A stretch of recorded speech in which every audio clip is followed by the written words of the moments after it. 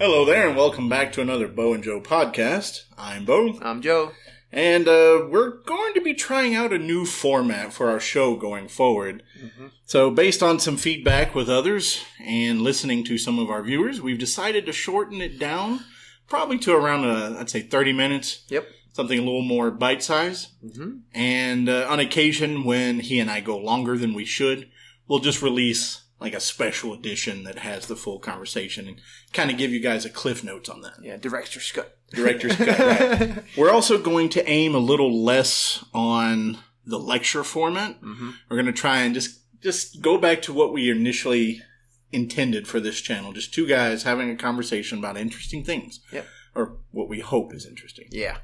So we're going to start off tonight. I know, Joe, you've been really buzzing to talk about something in particular. Mm-hmm. And I think there's a lot of people who are interested in this. Yeah. So go for it. So, I first wanted to ask you, because I know that this is a topic that there's a lot of misnomers around. So, what do you know about the Anunnaki? So, the Anunnaki, what I understand is that they were like the space people who, mm-hmm. and of course I've heard different things. Yeah. But the most prominent theory is that the Anunnaki are the space people from the planet, what was that planet? Nibiru, that's right. From Nibiru, mm-hmm. who basically created the human race. Right. And have talked to us in the past through mediums and psychics and stuff. Yeah, so there's a lot of stuff about them that is, unfortunately, just blatantly wrong. So some of the stuff I said? No. So you're absolutely right, and that's like the legend or myth about them. Most of that's tied to a guy called Zachariah Sitchin. So sure, Sitchin, yeah. I loved his books when I was growing up, man. I believed it to be 100% true.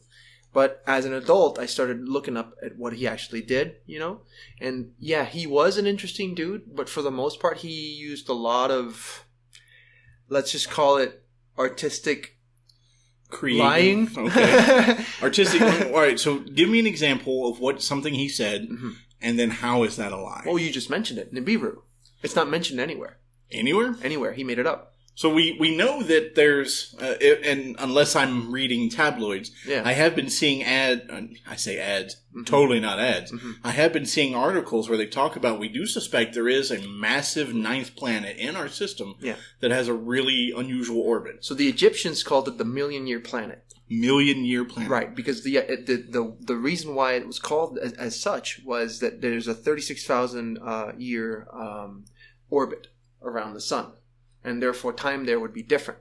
Yeah, for sure. So there is definitely something in regards to the ninth planet, or that at that time the 10th planet, right? Because Pluto was still considered a planet back then. So in that regards, are we saying that Sitchin's reference to Nibiru is not the same planet the Egyptians were referencing? Exactly. So what I'm trying to say is, like, the actual word Nibiru, he created that. So a lot of other things, like, for example, the actual name, what it means, Anunnaki. So he coined this, those who from heaven came to earth, right? Okay. Wrong.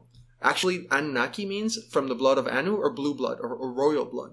That's what it actually means.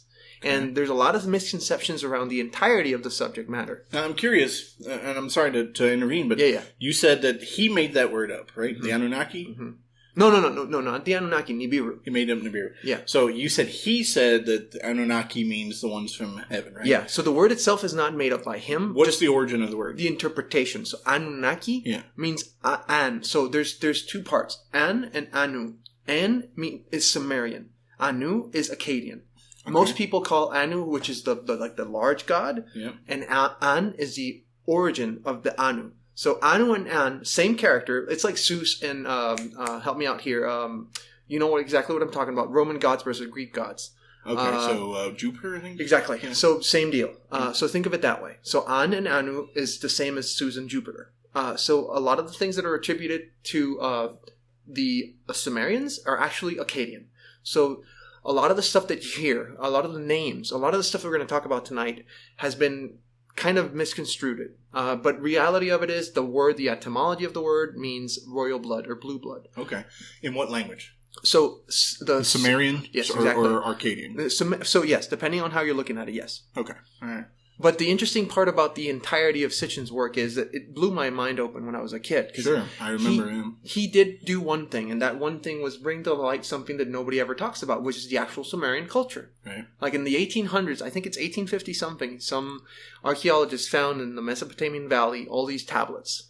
And that's where Sitchin got a lot of his work from. So not to get any credit away from him, he actually was a person who could understand Sumerian language, the cuneiform texts. Okay. The thing was that if you look at these tablets, and you can look at them in many places around the planet, especially in England, there's I believe it's the Royal Museum. I don't know the entire name of the museum, but there's most of these tablets are there. Not all of them. There's multiple thousands of them. But what Sitchin used, he was reading them. And if you look at these tablets, a lot of them are missing parts. Sure. I remember seeing them, yeah. So that's the problem, man. A lot of the stuff that he put into words in his books, he made up the stuff that was blank. So I read a lot of other people. Like there's one guy who's a historian from Spain. He wrote, his name is Frederick Peinado. He wrote many, many books about the Sumerian texts, cultures, myths, legends. Really good stuff. That's where I got a lot of the stuff that I'm talking about now.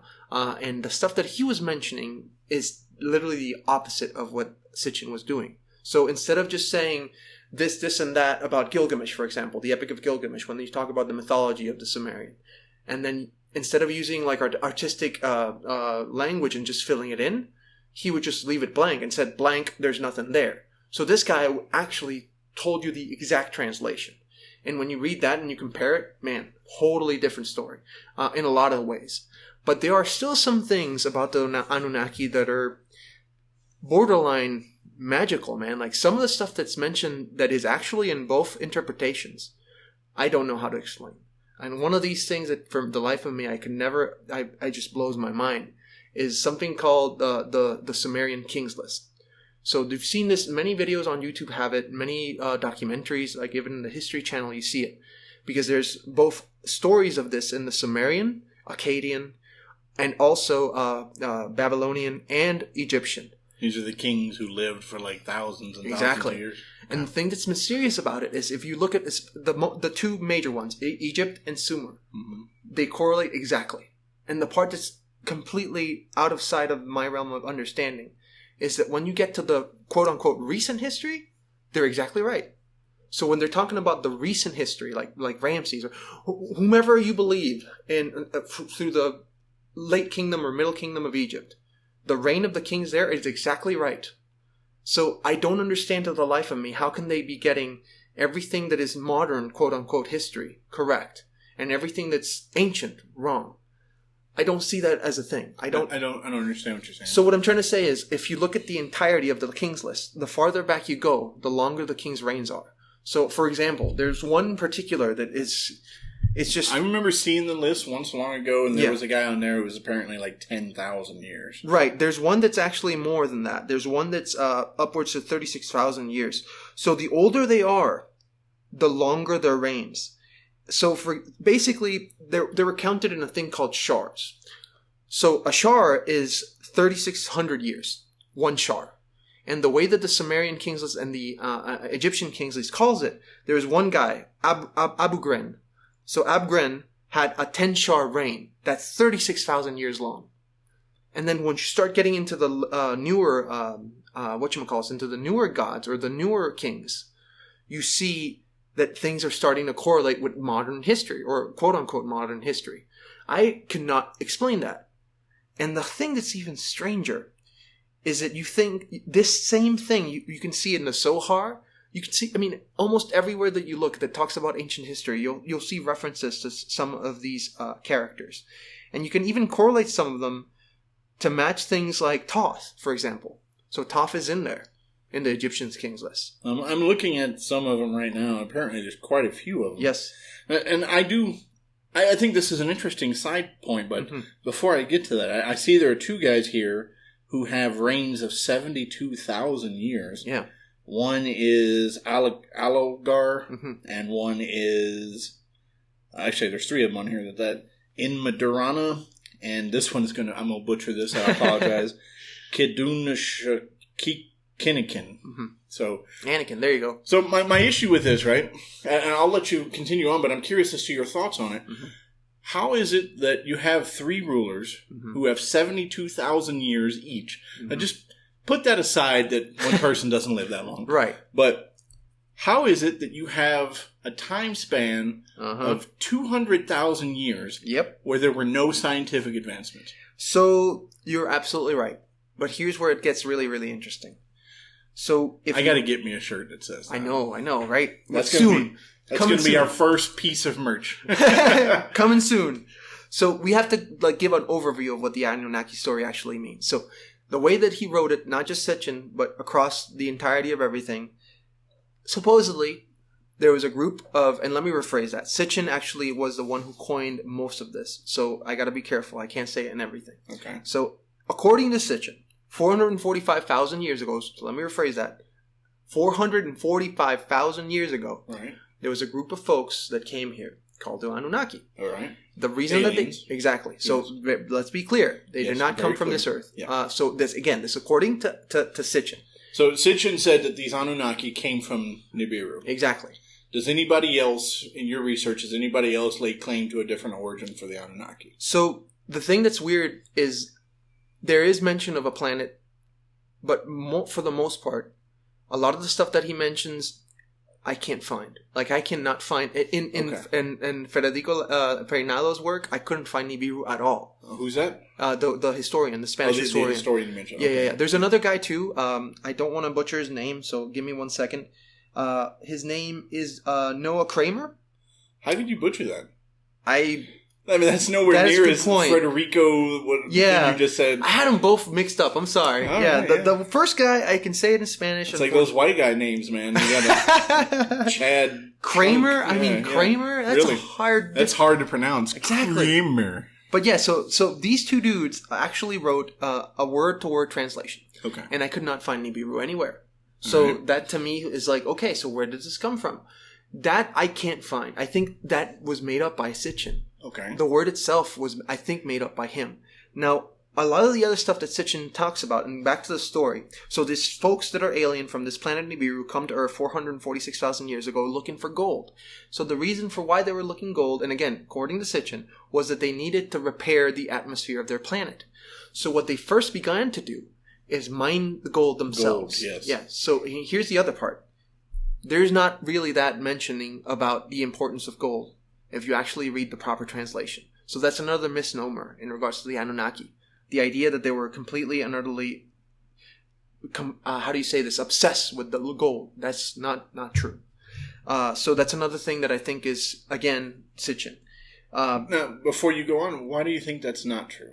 Because there's no mention of them first, this race of quote-unquote gods, because they are definitely mentioned as gods. Uh-huh. And then another side note, there's a lot of things that are mentioned in here that most people don't know about. And I'm talking about the Sumerian culture. Like, for example, did you know that they had a heaven, a super heaven, and a hell? They had a super heaven. A super heaven. A super heaven, yeah.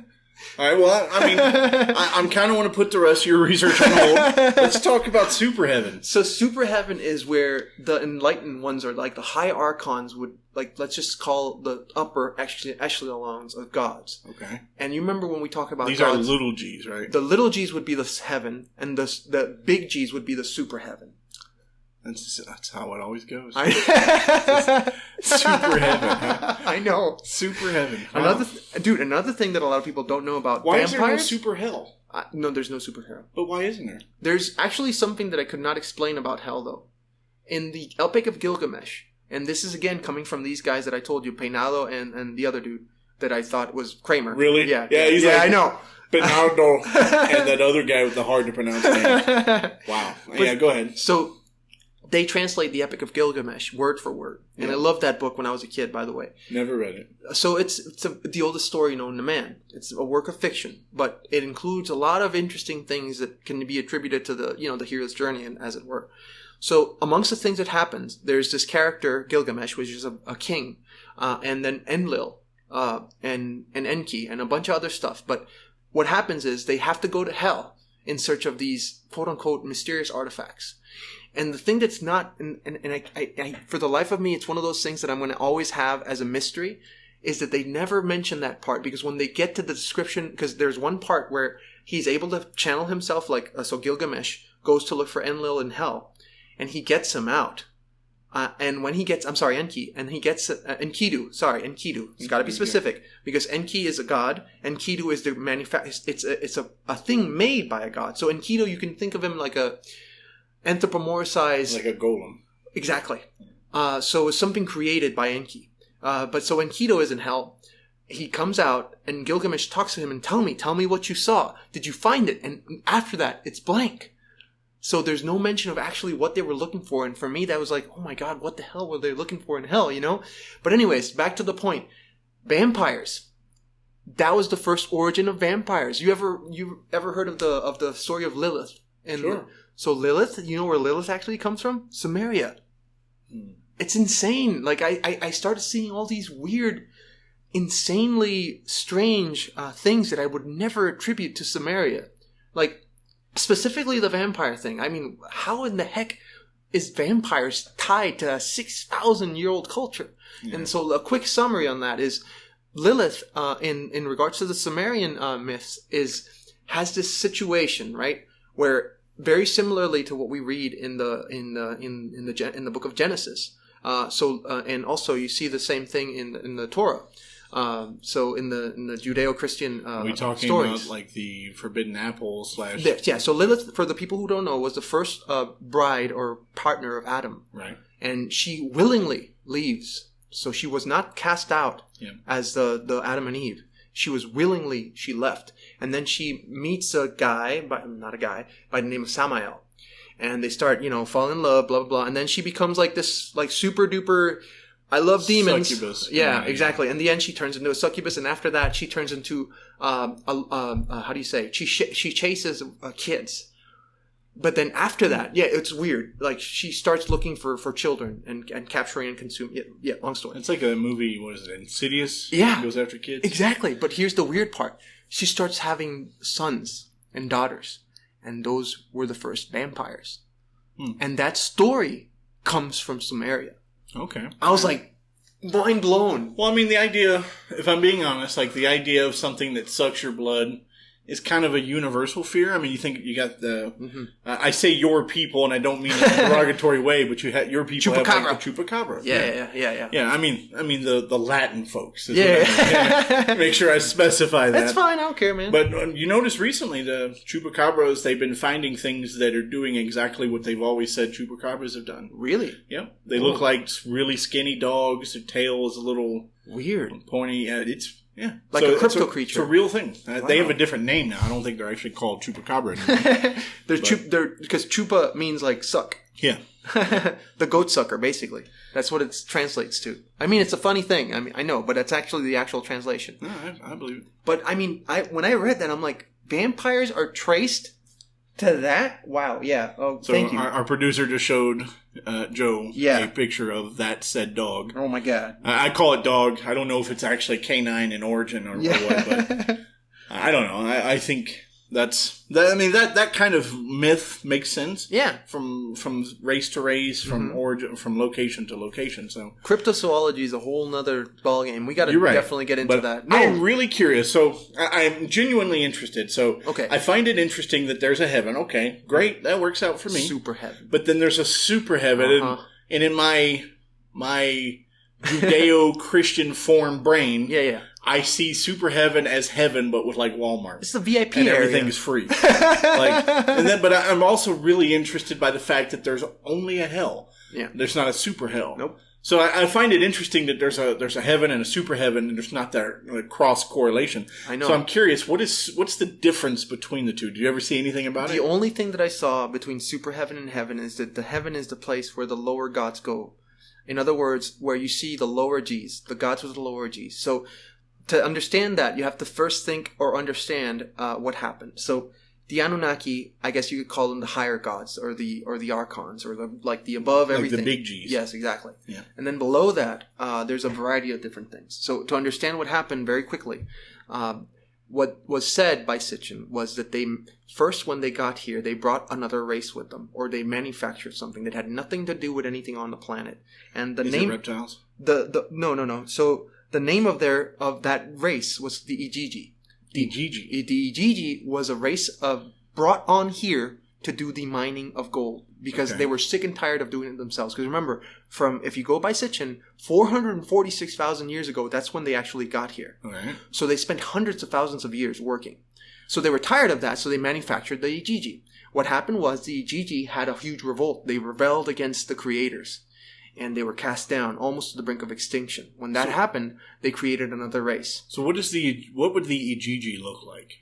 I don't know. No record of that? The depiction of the Anunnaki are extremely large creatures. So in other words... they're like big. Giants, Giants. 20 feet, 16, 19 feet tall. I've been seeing a lot of things in the news about that too. Yeah. People finding large, giant-sized skeletons. We have to talk about that because there's a lot of things that a lot of people don't know about in relation to that, which is interesting in and of itself.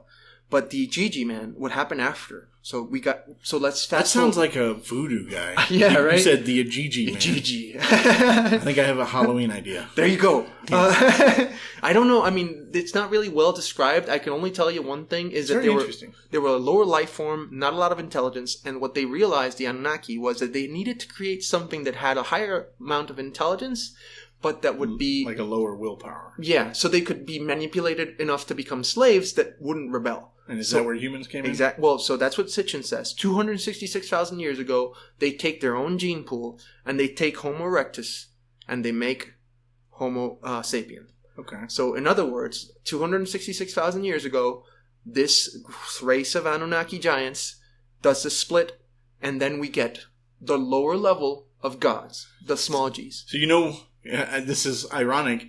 I am and you are too, but for the listeners at home, I am a huge movie and TV show fan. Yep. And you know what you just described is Battlestar Galactica.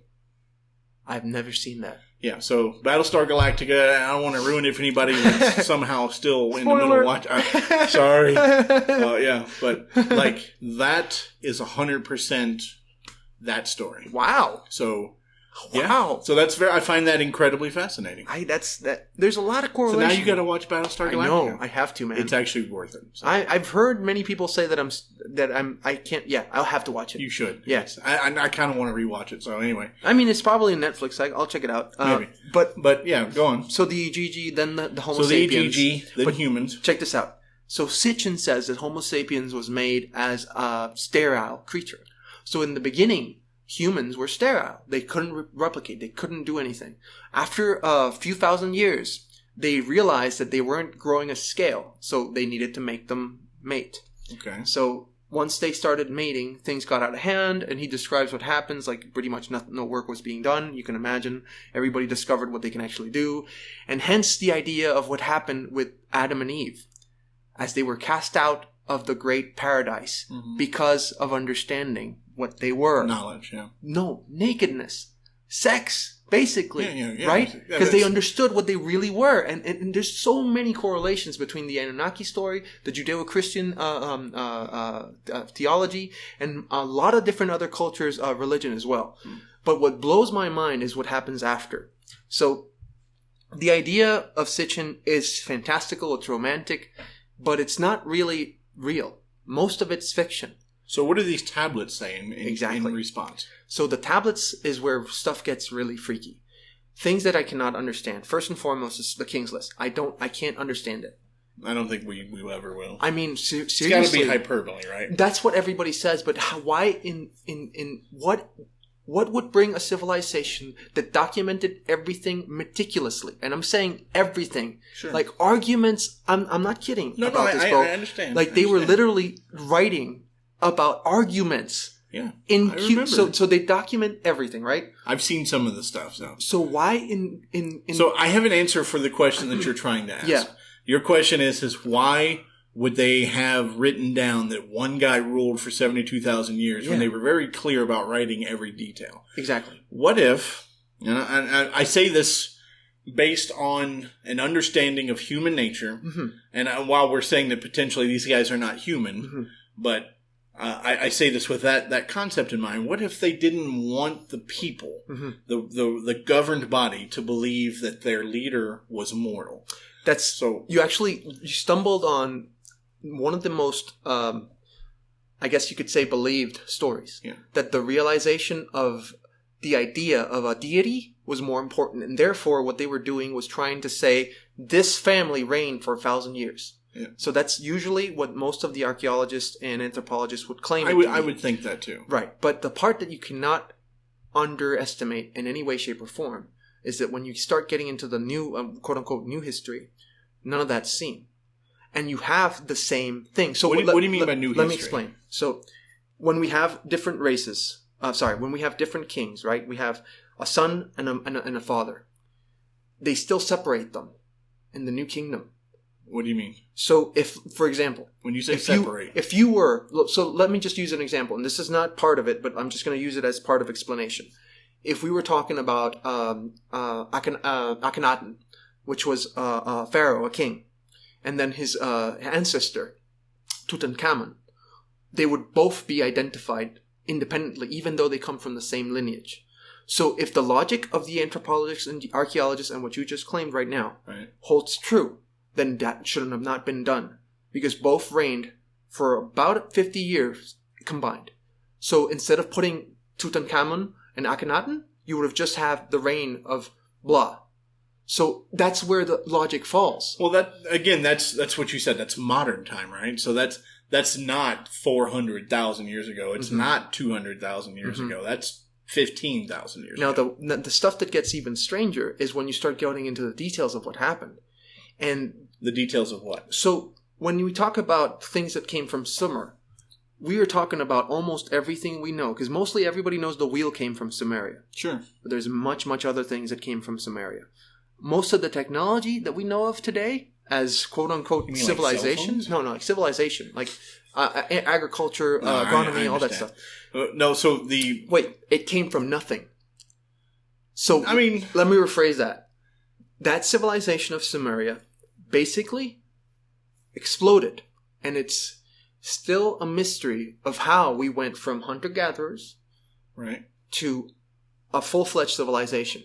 So we know from Graham Hancock and his visitation to Göbekli Tepe. Oh, yeah. We know that was one of the first locations that did agriculture. Yep. So it's possible that, and I believe I read somewhere, I did listen to Graham Hancock's books on audiobook. Magicians of the Gods? Yeah, that one and the other one. Yep. I've also read a lot of his dissertations, a lot of his things. I've seen him on Rogan. It is his belief that they were taught by somebody. Exactly. And they were taught by somebody specifically named Thoth. Yep. So if we go to Thoth, guess who's in the king's list? Thoth. I didn't think Thoth was ever a king. He was. So there's a differentiation between kings and pharaohs. It's important to note. If you talk kings, you're talking old. You talk pharaohs, you're talking new. Okay. Thoth was considered a king. But also, he was somebody who lived and had many names for hundreds of years. Hundreds of years. So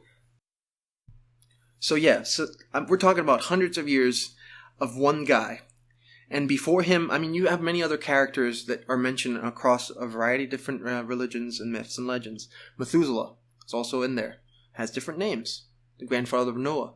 Noah, the idea of the flood, all of that's in there. The whole story that we know and grew up with, all of that's in there. But what's really curious is when you go back far, and we're talking about hundreds of thousands of years.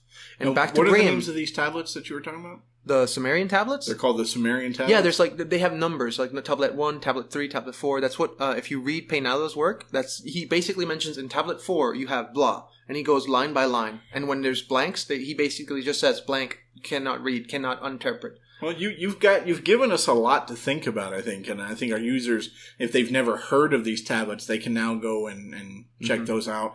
And if not, I think we'll also have some follow-up sessions where we'll talk about this. But we've reached the bottom of our time, so I know it's much, much different this way. It's a lot more information. As Joe cries, he wanted to do a full dissertation and a week-long session and some tests to make sure we were all listening. There's pop quiz. Pop quiz. So, anyway, guys, thanks for listening to this episode of Bo&Joe. Feel free to drop us any kind of information you think about the new format. Did you like it being shorter? Do you like it longer? Which I kind of hate having said. But feel free to leave us some comments. And I'm 12. Exactly.